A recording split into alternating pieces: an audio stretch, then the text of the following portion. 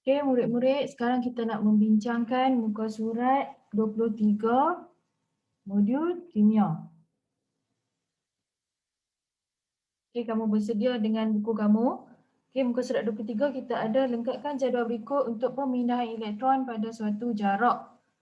Okey, sekarang kita ada berapa bahan tindak balas? Dalam soalan tu ada 3 bahan tindak balas iaitu larutan ferrum 2 sulfat dan air bromin. Yang kedua, larutan kalium iodida dan larutan kalium manganat 7 berasid. Yang ketiga adalah larutan ferrum 2 sulfat dan larutan kalium dikromat 6 berasid. Okey, apa soalan yang ditanya dekat sini? Dia tanya apa ejen pengoksidaan, apa ejen penurunan. Tulis tengah persamaan pengoksidaan pada terminal negatif, pemerhatian dan juga ujian pengesahan jika ada.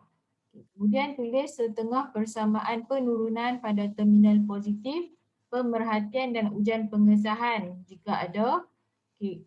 Kemudian kita kena tulis persamaan ion berdasarkan setengah persamaan pengoksidaan dan setengah persamaan penurunan. Yang terakhir adalah lukis raja bagi susunan raja dan tandakan arah pengaliran elektron dan juga terminal positif atau negatif. Okey, untuk perbincangan kali ini, cikgu akan terangkan yang mana satu ejen pengoksidaan dan penurunan. Kemudian cikgu akan bagi susunan radas supaya kamu lebih faham. Lepas tu baru kita buat soalan-soalan yang lain. Okey, kita mulakan dengan larutan ferrum 2 sulfat dan air bromin. Antara dua ni, yang manakah adalah ejen pengoksidaan? Seperti yang kamu telah hafal, saya dah terangkan sebelum ni, antara ferrum 2 sulfat, ferrum 2 sulfat, mana pen cikgu? Ya. Okey. Antara ferrum 2 sulfat, sat. Kenapa dia macam ni?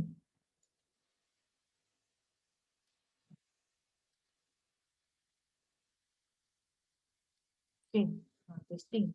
Antara ferrum 2 sulfat dengan air bromin, okey. Saya harap kamu dah hafal lah.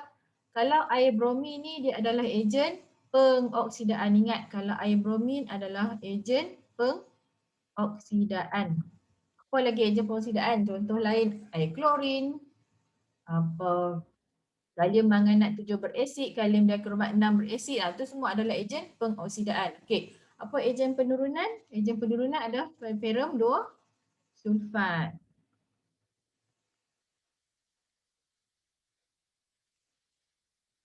Okey.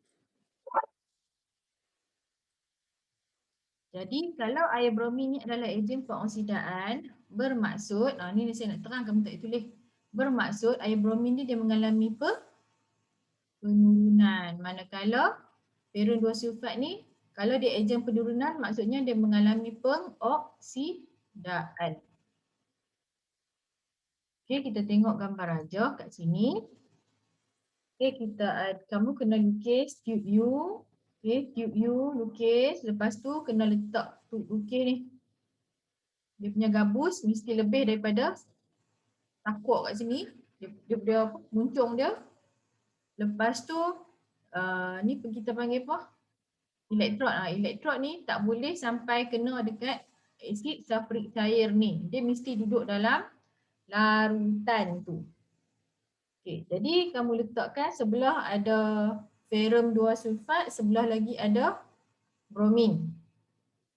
Lepas tu kita kena tuliskan kat sini asid sulfurik cair. Okay, selalunya memang kena tulislah asid sulfurik cair bawah ni. Okay. Lepas tu arahan dia kata kena tulis terminal positif dengan negatif. Macam mana kamu nak ingat? Kamu ingat kalau ejen pengoksidaan, okay, ejen pengoksidaan maksudnya kat situ adalah terminal positif. Manakala dekat ejen penurunan terminal negatif. Ingatlah, ejen pengoksidaan terminal positif, ejen penurunan terminal negatif. Lepas tu Arah pengaliran elektron. Arah pengaliran elektron adalah daripada terminal negatif pi ke terminal positif. Ada anak panah kena tunjuk. Mana anak panah ni lah. Okey. Kalau kamu nak lukis, kamu boleh pausekan dia. Pausekan video ni untuk kamu tengok gambar dia macam mana. Okay, next. Soalan seterusnya. Setengah persamaan pengoksidaan pada terminal negatif. Okey, terminal negatif siapa? Tengok balik gambar. Terminal negatif adalah ferrum 2 sulfat. Jadi, apa persamaan pengoksidaannya? Okey, ferrum 2 sulfat bermaksud ion ferrum 2. Fe2+, dia akan jadi Fe3+. Lepas tu, kita nak letakkan dia punya elektron dekat mana? Sini nombor pengoksidaan positif 2, yang ini positif 3. Yang mana yang lebih? Positif 3 ni yang lebih kan? Jadi kita kena tambah elektron dekat sini. Berapa elektron? Tambah 1 saja elektron. Okey, jadi dah siaplah kita punya setengah persamaan pengoksidaan. Kenapa dipanggil pengoksidaan? Kamu tengok ni positif 2 pi ke positif 3, nombor pengoksidaannya bertambah. Maka dia adalah persamaan, dia adalah pengoksidaan. Okey, apa pemerhatian? Pemerhatiannya adalah warna hijau pucat, larutan ferrum 2 sulfat bertukar menjadi perang. Okay. Kemudian ujian pengesahan adalah kita nak tahu sama ada itu adalah ferrum 3 ataupun tidak, kita kena tambahkan larutan natrium hidroksida ke dalam campuran sehingga berlebihan. Kemudian mendakan perang akan terbentuk. Mendakan perang terbentuk tu bermaksud ferrum, ion ferrum 3 terhasil lah kat situ. Okey. Dan kemudian mendakan tersebut tidak terlarut dalam larutan natrium hidroksida berlebihan. Maksudnya kita kan letak larutan natrium hidroksida tu secara berlebihan. Tengok dia tak larut dalam larutan natrium hidroksida tersebut. Okey, kemudian kita tengok setengah persamaan penurunan pada terminal positif, pemerhatian dan juga ujian pengesahan. Okey, tadi apa penurunan, kita tengok balik gambar aja. Okey, penurunan kita dekat bahagian ejen pengoksidaan ni.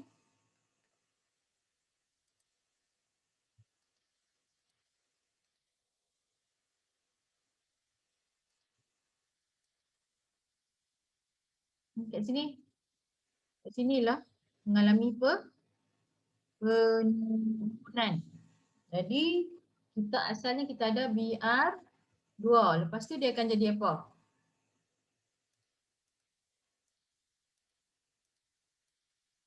Okey. Setengah persamaan di sini adalah BR2 akan menjadi ion bromida. Okey. Macam mana nak tulis setengah persamaan penurunan? Sini ada 2 kan? Letak 2 kat depan ni. Lepas tu tengok nombor pengoksidaannya. Molekul bromin kosong. Kalau yang ini negatif 2. Sebab 2 darab negatif 1 dapat negatif 2. Okey, kat mana yang lebih positif? Dan jangan tambah elektron dekat tempat yang ada banyak, ada nombor negatif ni. Okey, jadi kita kena tambah elektron dekat sini. Maksudnya bromin ni menerima elektron. Berapa elektron? 2 elektron. Okey, jadi Br2 tambah 2 elektron menghasilkan 2 Br minus. Okey, apa pemerhatian kita? Pemerhatian kita adalah warna perang air bromin luntur. Okey, sekarang kita nak tulis persamaan ion. Tadi kita dah ada setengah persamaan kita iaitu Fe2+ menjadi Fe3+. Dan kita ada setengah persamaan untuk bromin. Okey. Sekarang kita nak hasilkan persamaan ion seperti yang cikgu dah banyak kali terang, tapi cikgu akan terang lagi sekali supaya kamu ingat. Ini 3 lah. Kena samakan elektron. Jadi kat sini baru ada 1 elektron, kita kena darab 2 elektron. Jadi dia akan jadi 2 Fe2+ menghasilkan Fe3 plus 2 Fe3 plus tambah 2 elektron. Okey. Kemudian nak kena buat apa? Kemudian tengok yang elektron yang apa yang sama kita potong-potong dan salin semula. Jadi 2 Fe2 plus tambah Br2 menghasilkan 2 Br minus tambah 2 Fe3 plus. Okey. Dah siap kita punya persamaan ion. Okey, persamaan ion kita adalah yang ini. Yang atas ni tak dapat markah sebab ini hanya jalan kerja kamu. Markah dekat sini, dekat yang saya write ni. Selalunya persamaan ion 2 markah. Okey, sekarang kita tengok yang kedua, tindak balas yang kedua iaitu larutan kalium iodida dan juga larutan kalium manganat berasid. Okay, bila kamu tengok ini dalam otak kamu, kamu mesti dah tahu dah yang mana satu ejen pengoksidaan, yang mana satu ejen penurunan. Dah kena hafal. Okay, jadi kalium manganat 7 berasid ni adalah ejen pengoksidaan, manakala kalium iodida adalah ejen penurunan. Kamu bolehlah tulis kat sini. Tulis sendirilah. Ejen pengoksidaan adalah larutan kalium manganat 7 berasid, manakala ejen penurunan adalah ini ejen pengoksidaan, ejen penurunan adalah kalium iodida. Okey. Sekarang kita tengok rajah. Okey. Mesti letakkan asid sulfurik kat sini. Lepas tu pesanan untuk kamu ni mesti buat tanda macam ada air ni, dash dash dash dash, kena letak dash dash.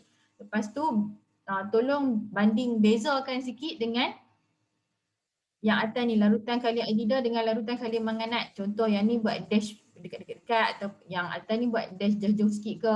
Kena nampak perbezaan lah. Okay, jadi sebelah ni kamu letak kalium iodida, sebelah sana kamu letakkan kalium manganat 7 berasid. Lepas tu kat mana yang positif, terminal positif dekat bahagian ejen pengoksidaan, manakala yang negatif dekat bahagian ejen penurunan. Okey, negatif, positif. Elektron bergerak daripada terminal negatif kepada terminal positif. Okey, dan labelkan elektrod karbon. Okey lah, siap lah. Okay, next, kita kena tulis tengah persamaan pengoksidaan pada terminal negatif, pemerhatian dan ujian pengesahan. Tengok balik gambar rajah tadi, terminal negatif ada siapa kat situ? Okay, terminal negatif ada kalium iodida. Jadi kat sini kita kena tulis tengah persamaan untuk iodida. Okay, kalau kalium iodida,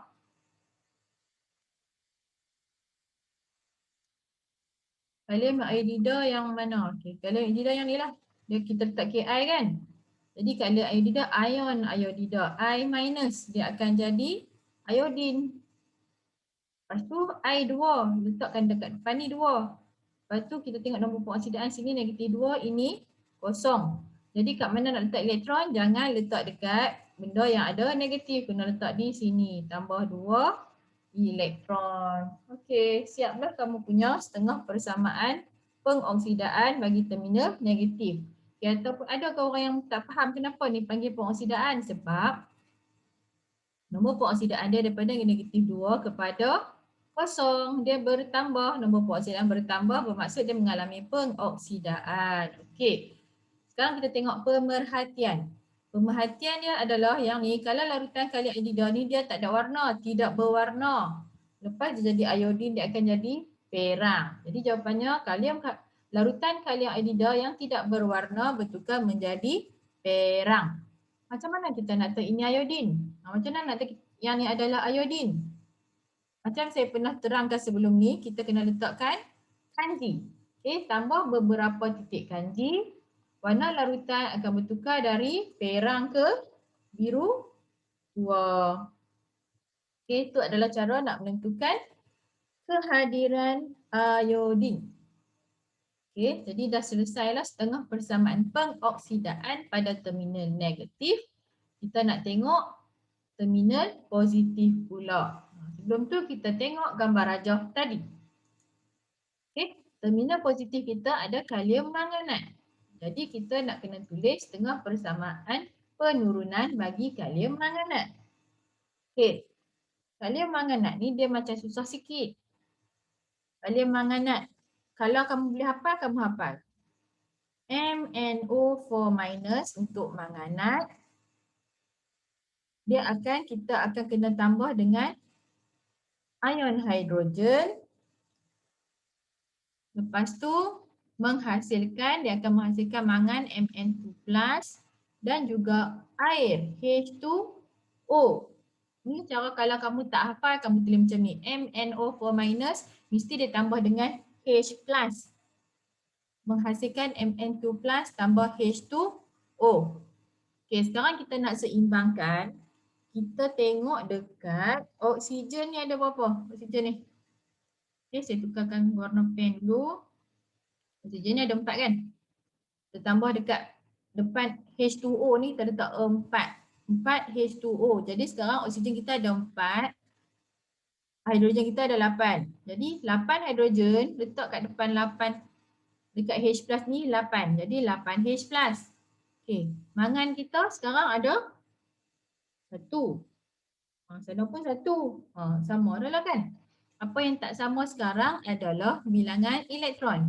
Kita kena tengok dulu berapa nombor pengoksidaan dia. Okey, untuk MnO4- nombor pengoksidaannya negatif 1. Kalau yang ni, hidrogen ni 8 kali 1 positif 8. Negatif 1 tambah 8 dapat negatif 7. Apa? 7 kan? Dapat 7, bukan negatif 7, dapat 7. Okey, kat sini 2. Mana pen saya? Okey, sini 2, positif 2. Yang belakang ni kosong. Jadi positif 2 tambah kosong jadi positif 2. Sini ada 7, sini ada 2. 7 kena tolak berapa dapat 2. Okey, 7 kena tolak 5, betul tak? 7 tolak 5 baru dapat 2. Jadi elektron tu 5 elektron kena letak di sini. Kena tulis tambah 5 elektron. Okey. Dah siaplah kita punya setengah persamaan penurunan pada terminal positif. Okey, pemerhatian kita adalah warna ungu, larutan kalium manganat 7 berasid ni akan jadi luntur. Itu pemerhatian kita. Warna ungu larutan kalium manganat 7 berasid luntur. Okey, ada tak ujian pengesahan untuk mangan ni? Tak ada. Tak ada ujian pengesahan. Jadi kamu cuma tulis pemerhatian sahaja. Okey, sekarang kita nak kena tulis pula persamaan ion. Okey, nak kena tulis persamaan ion.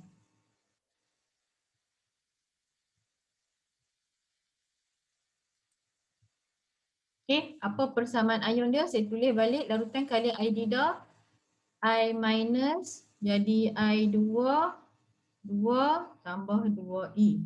Okey, kemudian kita ada kalium manganat berasid. Ini salin balik je yang tadi sebab sekarang kita nak apa? Dapatkan persamaan ion kan? Tak nampak pula. Okey. Sekarang sini ada 2 elektron. Mangan ni ada 5 elektron. Macam mana nak bagi sama? 2 dengan 5 kita darablah dengan ni darab dengan 5, yang ni bawah ni darab dengan 2. Okey. Saya tulis semula ya, 5 darab 2 10 I- menghasilkan 10 I2 tambah ni 10 ke? 5 kan? Saya padam.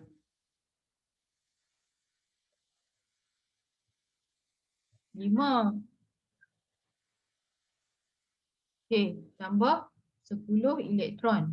Okay, yang kedua kita ada 2 MnO4- tambah 16 H+ tambah 10 elektron menghasilkan 2 Mn2+ tambah 8 H2O. Okey. Sekarang saya ambil pen color lain dan kita tengok apa yang sama kat sini. Okay, yang sama adalah elektron. 10 dengan 10 ni. Jadi salin balik semua pada depan. Manakah pen saya? Saya tutup. Nampak. Okay, 10 I minus tambah 2 MnO4 minus tambah 16 H plus menghasilkan 5I2 tambah 2 Mn2 plus tambah 8 H2O. Okey, siaplah kita punya persamaan ion untuk tindak balas yang kedua.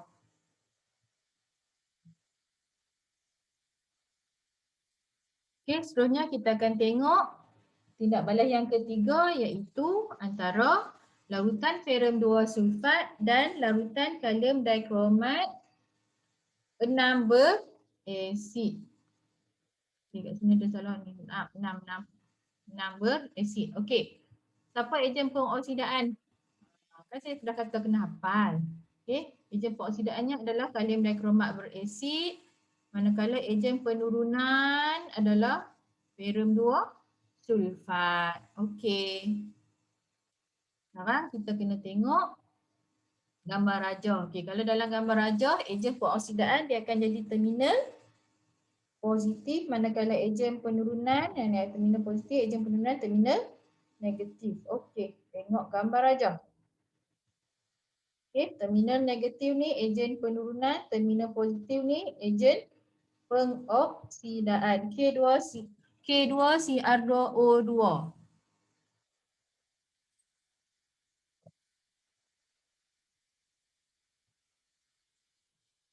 Okey ke K2CR2O2? K2CR2O7 kan? Salah dah ini.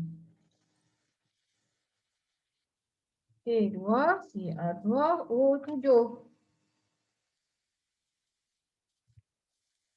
Okey, salin dulu gambar rajah.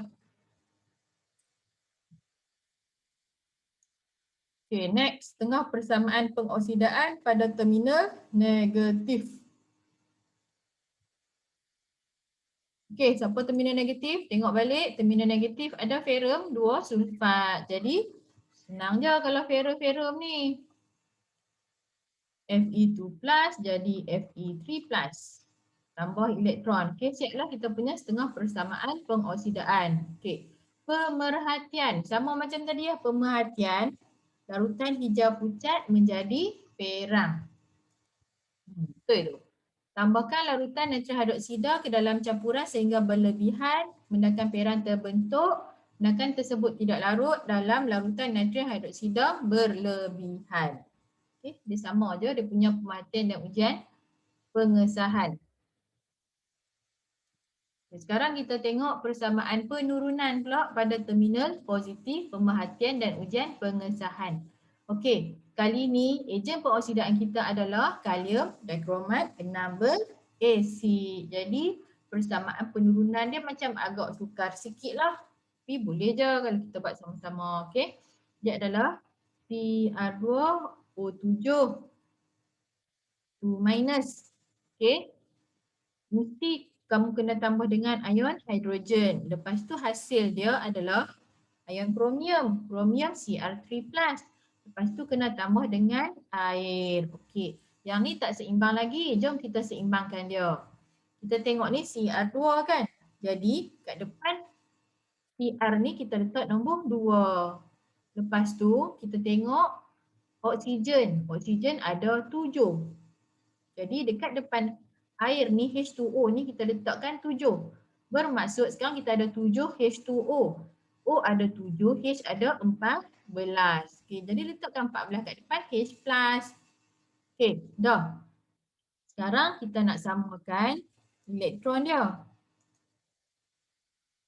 Okay, elektron kat sini nombor pengoksidaannya negatif 2. Yang ni positif 14. 14 tolak 2 dapat 12. Okay. Sekarang yang ni 6, positif 6, yang ni kosong. Okay.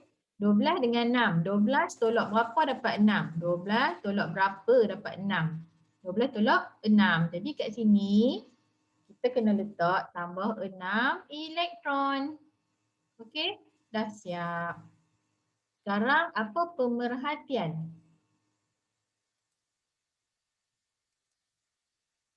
Okey, pemerhatian kita adalah warna jingga larutan dikromat 6 berasid bertukar menjadi hijau. Okey, warna jingga larutan kalium dikromat 6 berasid bertukar menjadi hijau. Okey.